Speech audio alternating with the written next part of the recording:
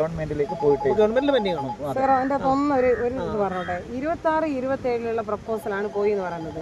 അപ്പൊ 24 പ്രളയത്തിന് ശേഷം ഇവർ കൊടുത്ത പ്രപ്പോസൽ അവിടെ ഉണ്ടാവൂലേ? ആ പെൻഡിങ്ങിൽ അതിനെ അറേസ് ചെയ്യാൻ പറ്റൂല. ഇതിലുള്ള ഒരു വിഷയം ഇപ്പം നമുക്കിപ്പോൾ നേരത്തെ സൂചിപ്പിച്ചു ഒരു 6 കോടി രൂപ ഇപ്പം പാസ് ഇറിഗേഷൻ ഈ ഭാഗം ഇങ്ങനെ കിടക്കും. ഇതിന്റെ താഴേക്കും ഇതിന്റെ മുകളിലേക്ക് ഇപ്പൊ ലെവലിംഗ് ഇന്നിപ്പം ഇറിഗേഷന്റെ ആയി വന്നിരിക്കുന്ന ലെവലിംഗിന്റെ ഭാഗമായിട്ടുള്ള വന്നതാണ് അത് നോക്കാൻ. ഇത് അനങ്ങാതെ ഇവിടെ ഇരിക്കുകയും അപ്പുറത്തേക്ക് ഇപ്പുറത്തേക്ക് നിൽക്കും. നമ്മൾക്ക് ഉറപ്പാണ് ഇത്തവണ ഒരു മഴ പെയ്താൽ ഇനിയൊരു വെള്ളപ്പൊക്കം വരും, ഫ്ലഡ് ഉണ്ടായി പിന്നെയും നമ്മൾ വന്ന് കുറെ കോടികൾ അനുവദിക്കുമെന്നല്ലാണ്ട് റിസൾട്ട് ഉണ്ടാവില്ല.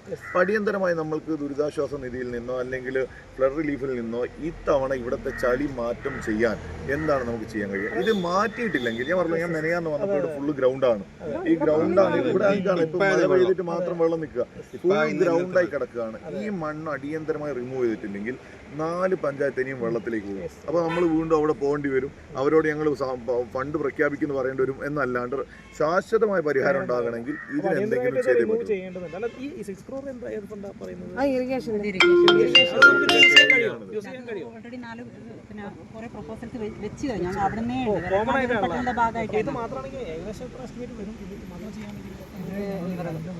ലക്ഷം രൂപയാണ് ഫ്ലഡ് റിലീഫിന് വേണ്ടിയിട്ട് കൊടുത്തിരിക്കുന്നത്, സിൽട്ട് റിമൂവ് ചെയ്യാൻ വേണ്ടിയിട്ട് കൊടുത്തിരിക്കുന്നത്. ആ ഫണ്ട് നമുക്ക് ഉപയോഗിക്കാൻ കഴിയില്ല അല്ലേ? ഇതിനു വേണ്ടി മാത്രമായിട്ട് 2 കോടി 10 ലക്ഷം. സ്റ്റേറ്റ് പ്ലാനിൽ MLA 13 കഴിഞ്ഞ MLA ഒരു മീറ്റിംഗൊക്കെ പ്രസിഡന്റ് ഒക്കെ പറഞ്ഞിട്ട് വെച്ചിട്ടുണ്ട്. പ്രയോറിറ്റി ആയിട്ട് മഴക്കാലത്തിന് മുമ്പ് തന്നെ ചെയ്യുകയും മഴക്കാലത്ത് അതെ നിലവിൽ എവിടെയാ പെൻഡൻസി? അത് സ്റ്റേറ്റ് പ്ലാൻ ഞങ്ങളുടെ നിങ്ങൾ കൊടുത്തു കഴിഞ്ഞാൽ അത് അപ്രൂവൽ AS ആയിട്ട് വന്നു കഴിഞ്ഞാൽ ഷേഫ്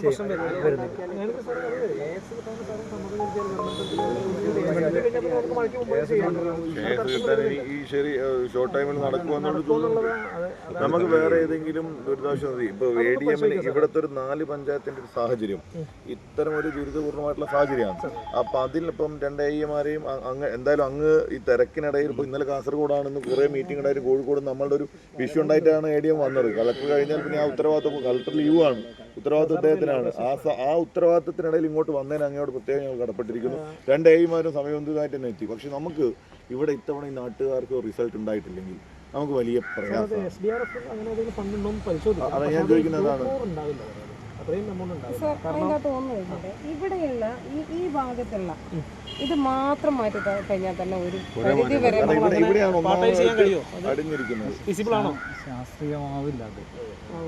ഇല്ല, അതെന്തായാലും ആവില്ല. ഇപ്പൊ നമ്മൾ പറയുന്ന ഇറിഗേഷൻ്റെ കോരി കഴിഞ്ഞാൽ ഒരിക്കലും അത് ശാസ്ത്രീയല്ല, പുഴേനെ സംബന്ധിച്ച് ശാസ്ത്രീയല്ല. 6 കോടിയിൽ ഇതില്ലല്ലോ, ഇത് സംഗതിയേ ഇല്ലല്ലോ. നമുക്കിപ്പോൾ ഏതെങ്കിലും മറ്റേതെങ്കിലും ഫണ്ടുകൾ SR അല്ലാതെ വേറെ ഏതെങ്കിലും ഫണ്ടുകൾ വരാനുള്ള സാധ്യതയോ ഇറിഗേഷൻ ഇങ്ങനെ ഒരു അടിയന്തര പ്രാധാന്യത്തോട് ചെയ്യാനുള്ള വാട്ടർ അതോറിറ്റിക്ക് എന്തെങ്കിലും ഒരു എവിടെയെങ്കിലും ഒരു പോയിന്റ് കിടക്കുന്നുണ്ടോ? വാട്ടർ അതോറിറ്റിക്ക് കിട്ടാവുന്ന മാക്സിമം ആണ് ഞങ്ങൾ നോക്കി സ്റ്റേറ്റ് പ്ലാൻ.